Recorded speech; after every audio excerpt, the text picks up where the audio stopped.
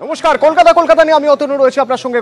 কলকাতার শুরুতে সিংহাসনের মহাসংগ্রামের খবরে নজর রাখতেই হবে। তার কারণ প্রথম দফার পর এবার দ্বিতীয় দফার ভোট। আগামীকাল ভোট গ্রহণ। দেশের ৯৫টি আসনে, ৫৪৩টির মধ্যে থেকে ৯৫টি আসনে ভোট গ্রহণ হবে। অত্যন্ত গুরুত্বপূর্ণ, কারণ বেশ কিছু ডিসিসি ফ্যাক্টর কাজ করছে দ্বিতীয় দফার ভোট গ্রহণে। তামিলনাড়ুর ভোট এবার অন্তত একটা গুরুত্বপূর্ণ জায়গা তৈরি করে ফেলতে পারে। অত্যন্ত গুরুত্বপূর্ণ আমাদের রাজ্যের ক্ষেত্রেও, তার কারণ মমতা বন্দ্যোপাধ্যায় বারবার বলছেন পশ্চিমবঙ্গ এবং উত্তরপ্রদেশ যারা দখলে রাখবে তারা একটা নির্ণায়ক ভূমিকা তৈরি করবে, এবং তার জন্য তৃণমূল যেমন মরিয়া হয়ে ঝাঁপাচ্ছে, তেমনি অন্যান্য রাজনৈতিক দলগুলো। আমাদের রাজ্যেরও ৩টি আসনে আগামীকাল ভোট, এবং সেই ৩টি আসন অত্যন্ত গুরুত্বপূর্ণ। এই 3টি আসন এবং হাড্ডাহাড্ডি লড়াইয়ের মতো 3টি আসন।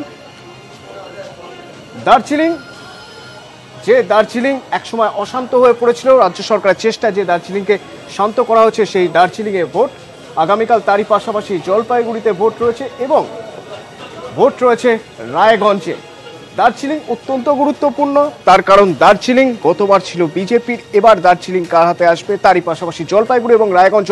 আমাদের প্রতিনিধিরা গ্রাউন্ড জিরো থেকে রয়েছেন, প্রতি মুহূর্তের আপডেট আগামীকালের ভোটের তারা জানাবেন আপনাদের। আমার সঙ্গে এই মুহূর্তে পাহাড় থেকে রয়েছেন, দার্জিলিং থেকে রয়েছেন ব্যুরো চিফ সপ্তর্ষি সোম, আমার সঙ্গে চোপড়া থেকে এই মুহূর্তে রয়েছেন সুজয় পাল, এবং আমার সঙ্গে রায়গঞ্জ থেকে এই মুহূর্তে রয়েছেন প্রতিনিধি তুহিন দাস চন্দ্র। প্রথমে একবার সপ্তর্ষির কাছ থেকে জেনে নিতে চাইব, সপ্তর্ষি এই মুহূর্তে পাহাড়ের অবস্থান ঠিক কি ভোটের আগের দিন?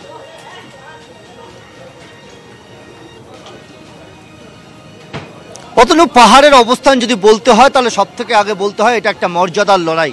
তার কারণ এই পাহাড়ে একসময় দিনের পর দিন বিভিন্ন জাতীয় দল তারা জিতে এসেছেন, তাদের প্রার্থীকে পাহাড়ের মানুষরা সমর্থন জানিয়েছেন।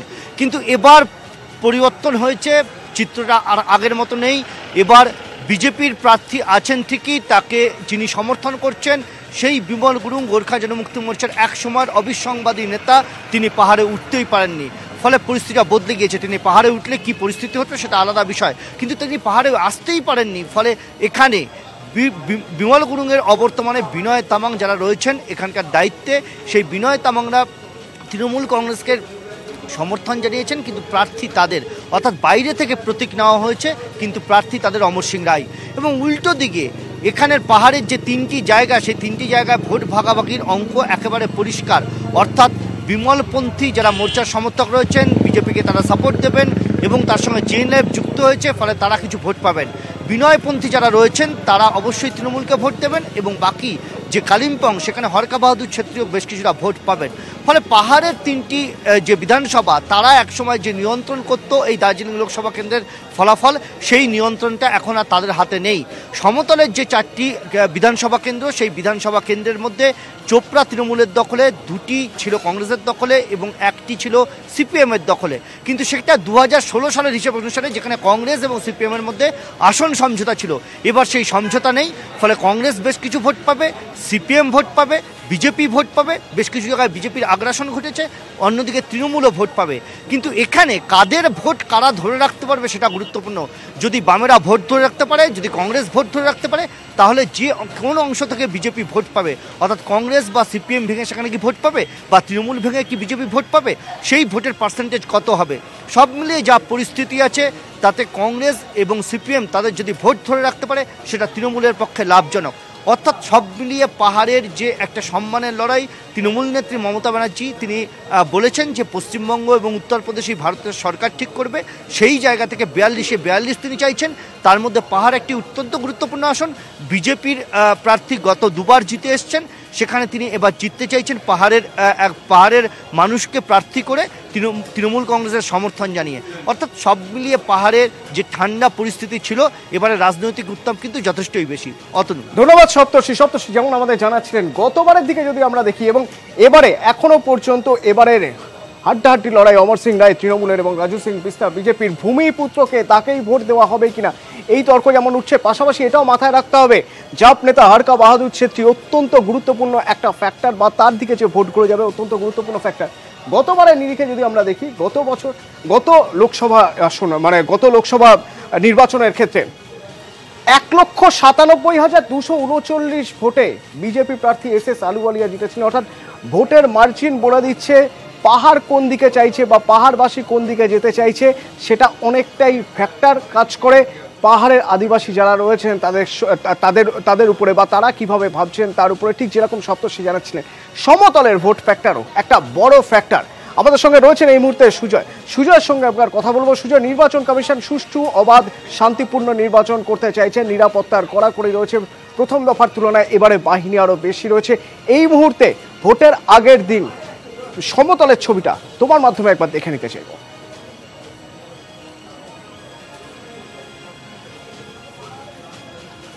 অতনু, দার্জিলিং লোকসভার সমতলে যে 4টি বিধানসভা কেন্দ্র রয়েছে তার মধ্যে চোপড়া অত্যন্ত গুরুত্বপূর্ণ রাজনৈতিক দিক থেকে এবং আইন শৃঙ্খলার দিক থেকেও। এই চোপড়া বিধানসভা কেন্দ্রে 2,29,252 জন ভোটার রয়েছেন এবং ভোট কেন্দ্র রয়েছে 183টি, যার মধ্যে 149টিকে কিন্তু স্পর্শকাতর বলে চিহ্নিত করেছে নির্বাচন কমিশন। এই 149টিতেই কেন্দ্রীয় বাহিনী মোতায়েন করা হচ্ছে, আর বাকি বুথগুলিতে কেন্দ্রীয় বাহিনীর যে মোবাইল পেট্রোলিং টিম তারা টহল দেবে। এর আগে 2014 লোকসভা নির্বাচন, 2016 বিধানসভা নির্বাচন এবং সাম্প্রতিককালে যদি পঞ্চায়েত নির্বাচন দেখি, এই চোপড়া থেকে কিন্তু তৃণমূল অনেকটাই এগিয়ে আছে। কিন্তু স্থানীয় মানুষদের একাংশের বক্তব্য যে শেষ পঞ্চায়েত নির্বাচনে এখানে ভোট হয়নি, কার্যত ভোট লুট করা হয়েছে। সেই কারণে সেই ভোট লুট রুখতে বেশ কিছুদিন ধরে কিন্তু স্থানীয় স্তরে কংগ্রেস এবং সিপিএম এর জোট ছিল। এবার লোকসভা নির্বাচন করতে যখন আমরা এখানে এলাম, এখানে দেখা যাচ্ছে চোপড়ার দাসপুর এলাকা, সেই এলাকাতেও কিন্তু আলাদা প্রার্থী দিলেও, অর্থাৎ সিপিএম এবং কংগ্রেস আলাদা প্রার্থী দিলেও তারা কিন্তু স্থানীয় স্তরে জোট বেঁধেছেন, অর্থাৎ তারা আলাদা আলাদা প্রার্থীর জন্য ভোট চাইলেও এখানে যাতে কোনো নির্বাচনে কোনো সন্ত্রাস বা হিংসা হতে না পারে সেজন্য কিন্তু তারা মানুষের জোট বলতে তারা দাবি করছেন, কিন্তু তারা রাজনৈতিকভাবে জোট বেঁধেছেন এবং তারা আলাদা আলাদাভাবে প্রার্থীর জন্য ভোট চাইছেন। এবার আইন শৃঙ্খলার প্রশ্নে যদি আসি, এর আগে পঞ্চায়েত নির্বাচনে 4টি খুনের ঘটনা ঘটেছিল, তার আগেও একাধিকবার রক্ত ঝরেছে এই কিন্তু চোপড়া বিধানসভাতে। সেই দিকে তাকিয়ে কিন্তু এখানকার মানুষ যথেষ্ট ভীত সন্ত্রস্ত বা এখানে একটা থমথমে পরিবেশ রয়েছে বলা চলে। তার কারণ রাত পেহলে ভোট কি পরিস্থিতি দেখতে চলেছে চোপড়াবাসী বা কি হতে চলেছে কেন্দ্রীয় বাহিনীর বা কি।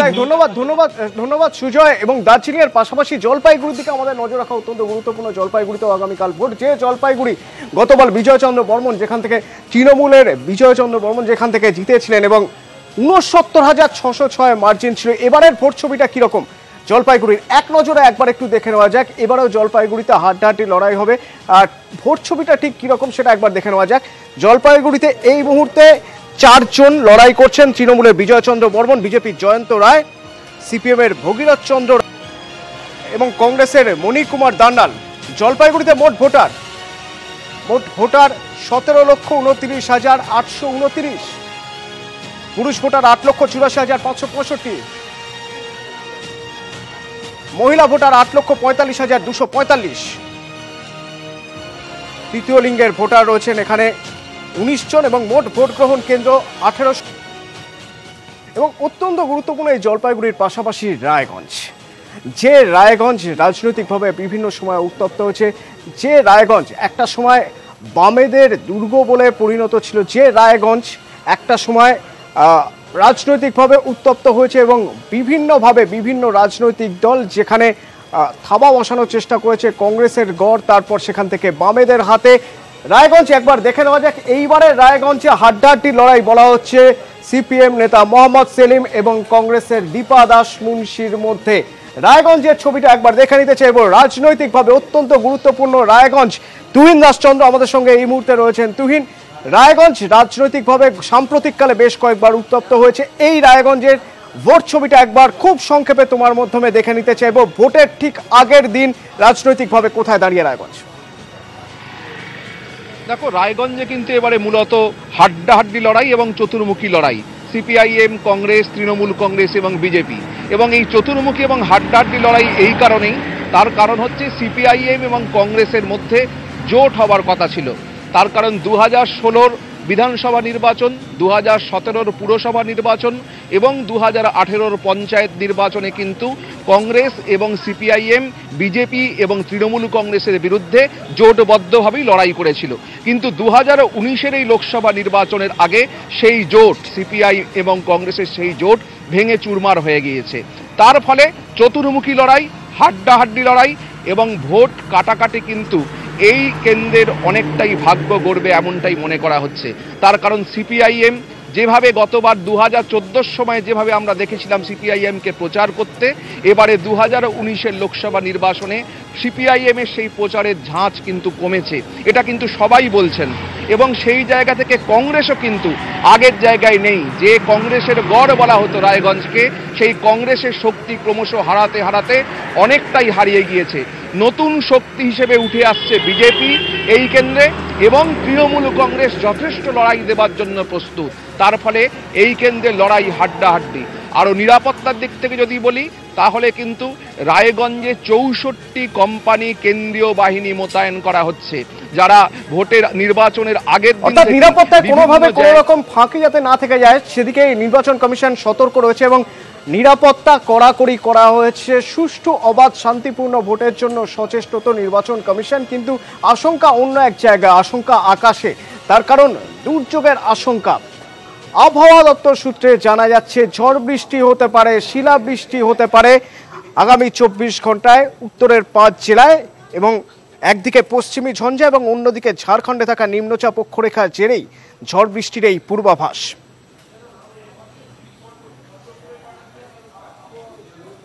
ঝড়ের পূর্বাভাস দেওয়া আছে দুটো বঙ্গেই। তার মধ্যে দেওয়া আছে ধরুন 5টা ডিস্ট্রিক্টে, মানে দার্জিলিং, জলপাইগুড়ি, কোচবিহার, আলিপুরদুয়ার এবং কালিম্পং ডিস্ট্রিক্টে ঠান্ডা স্কোয়ালের ফোরকাস্ট দেওয়া আছে। গ্যাঞ্জেটিক ওয়েস্ট বেঙ্গল পুরোটা ঠান্ডা স্টর্ম অ্যান্ড গাস্টি উইন্ডের ফোরকাস্ট দেওয়া আছে। এবং ইতিমধ্যেই একজনের মৃত্যুর খবর পাওয়া যাচ্ছে। ফালাকাটায় এক বৃদ্ধার মৃত্যু হয়েছে, গাছ পড়ে একজনের মৃত্যু হয়েছে এবং 6 জন আহত হয়েছে। ঝড় বৃষ্টি চলছে, যে ঝড় বৃষ্টির জন্য আশঙ্কা করা হচ্ছে আগামীকাল ভোট কর্মীরা যাতে সুষ্ঠুভাবে ভোট নিতে পারেন এবং ভোটাররা যাতে ভোট দিতে পারেন, তার জন্য নির্বাচন কমিশন জেলা প্রশাসনকে নিশ্চিত করতে বলেছে।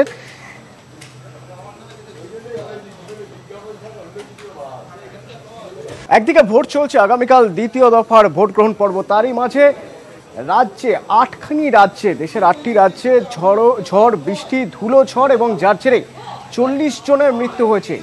এরই মাঝে শুরু হলো আবার রাজনৈতিক চর্চা। তার কারণ এই যে ক্ষয়ক্ষতি হয়েছে এবং এতজনের মৃত্যু হয়েছে, এতজন মানুষ আহত হয়েছেন, সেখানে যে ক্ষতিপূরণ ঘোষণা, তাই নিয়েই বাকযুদ্ধ বা রাজনৈতিক যুদ্ধে জড়িয়ে পড়ল কংগ্রেস বিজেপি।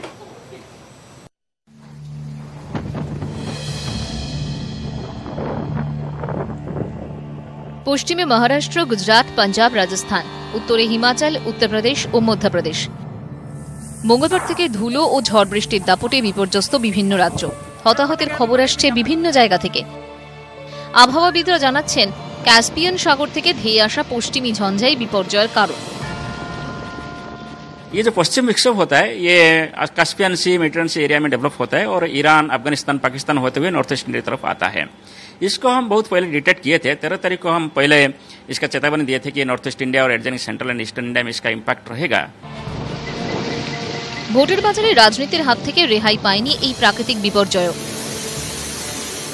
বুধবার সকাল 9:45 ও 46-এ পরপর দুটি টুইট করে প্রধানমন্ত্রীর দফতর। টুইটে প্রধানমন্ত্রীর ত্রাণ তহবিল থেকে শুধুমাত্র গুজরাটে মৃতদের পরিবার পিছু 2 লক্ষ টাকা ও আহতদের 50,000 টাকা করে দেওয়ার কথা ঘোষণা করা হয়। এরপরই শুরু বিতর্ক। সকাল 10:06 পাল্টা টুইট মধ্যপ্রদেশের মুখ্যমন্ত্রী ও কংগ্রেস নেতা কমলনাথের। টুইটে তিনি বলেন, মোদিজি, আপনি দেশের প্রধানমন্ত্রী, গুজরাটের নন। মধ্যপ্রদেশে অন্তত 10 জনের মৃত্যু হয়েছে, কিন্তু আপনার সংবেদনশীলতা কি গুজরাটেই সীমাবদ্ধ? মাঝে প্রায় 1.25 ঘন্টার ব্যবধান। 11:02 ও 4 ফের পরপর দুটি টুইট পিএমওর। ঝড় বৃষ্টিতে মধ্যপ্রদেশ, রাজস্থান, মণিপুর এবং দেশের অন্য অংশে প্রাণহানির ঘটনায় শোকস্তব্ধ প্রধানমন্ত্রী নরেন্দ্র মোদী। এই বিপর্যয় মোকাবিলায় সব রকম চেষ্টা করছে সরকার। দ্বিতীয় টুইটে গুজরাটের পাশাপাশি দেশের সর্বত্র ঝড় বৃষ্টিতে মৃতদের পরিবার ও আহতদের আর্থিক সাহায্যের কথা ঘোষণা করে প্রধানমন্ত্রীর দফতর। কিন্তু বিতর্ক যে থেমেও থামছে না। মোদীর বিরুদ্ধে গুজরাটের প্রতি পক্ষপাতিত্বের অভিযোগ তুলছে কংগ্রেস। আবার কংগ্রেসের বিরুদ্ধে বিপর্যয়ের মধ্যেও রাজনীতি করার অভিযোগে সরব গেরুয়া শিবির। সব মিলিয়ে ভোটের বাজারে রাজনীতি থেকে ছাড় পেল না প্রাকৃতিক বিপর্যয়। নিউজ 18 বাংলা। কেরালের ওয়াইনার আসন থেকে এবারে লড়ছেন রাহুল গান্ধী। আর সেই কেরালেই নরম হিন্দুত্বের একটা ছবি দেখা গেল আজ রাহুল গান্ধীর সৌজন্যে। সেই ছবি একবার দেখে নেওয়া যাক। একে রাজনৈতিক বিশেষজ্ঞরা বা সমালোচকরা তারা টেম্পল রান বলছেন রাহুল গান্ধীর। ভোট প্রচারের আগে কেরলের তিরুনেল্লিতে আজ ব্রহ্মগিরি মন্দিরে যান কংগ্রেস সভাপতি। ট্র্যাডিশনাল সাজে মন্দিরে পুজোও দেন।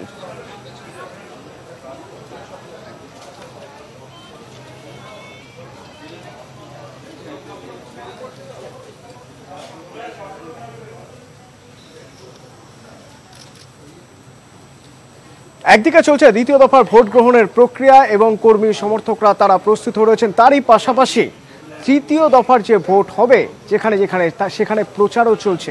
ঠিক সেরকমই প্রচারের ছবি এবার একবার দেখে নেওয়া যাক। মমতা বন্দ্যোপাধ্যায়ের জোড়া প্রচার বা জোড়া সভা আজ মুর্শিদাবাদে। সিপিএম কংগ্রেস বিজেপি ভাই ভাই, তাই পঞ্চায়েত নির্বাচনের সময় আমি স্লোগান দিয়েছিলাম জগাই মাধাই গদাই। তৃণমূলের টার্গেট বহরমপুর, জঙ্গিপুর ও মুর্শিদাবাদ, এই 3 লোকসভা আসন। এর মধ্যে বহরমপুর ও জঙ্গিপুর কংগ্রেসের দখলে, মুর্শিদাবাদ বামেদের।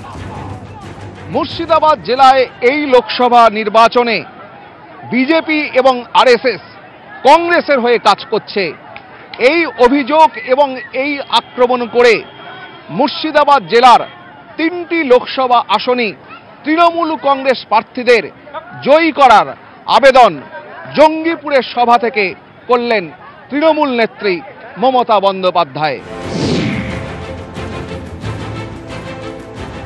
বহরমপুর কেন্দ্রেও আরএসএস বিজেপিকে সাপোর্ট দিচ্ছে। এরা কারা? অধীর চৌধুরীর গড়ে দাঁড়িয়েই অধীর চৌধুরীকে তীব্র ভাষায় আক্রমণ করলেন মুখ্যমন্ত্রী। কদিন থাকে বহরমপুরে, এরা কদিন থাকে বছরে? ইলেকশনের সময় আসে উন্নয়নের ধারাকে ধরে রাখবার জন্য। আপনারাও একটা সিদ্ধান্ত নিন। কেন্দ্রে নতুন সরকার গড়তে বাংলা আর উত্তরপ্রদেশই মূল ভূমিকা নেবে বলে ফের দাবি করলেন তৃণমূল নেত্রী। সঙ্গে তার মন্তব্য, সরকার গড়বে আঞ্চলিক দলগুলি। এবার তৃণমূল কংগ্রেসকে জোড়া ফুলে ভোটটা দিন। তার কারণ ভারতবর্ষে যে সরকার গঠন করবে তৃণমূল কংগ্রেস তাকে নেতৃত্ব দেবে। এবং মনে রাখবেন, ইউপি বাংলা মিলেই আমরা নেতৃত্ব দেবো, অন্য রাজ্যকে সবাইকে সাথে নিয়ে। সম্মুখ সমরে ভোট ভাগাভাগি চান না তৃণমূল নেত্রী। গেরুয়া শিবিরের বিরুদ্ধে লড়াইয়ে বাম ও কংগ্রেস কর্মীদেরও তৃণমূলকে ভোট দেওয়ার আবেদন করেছেন তিনি। নিউজ 18 বাংলা।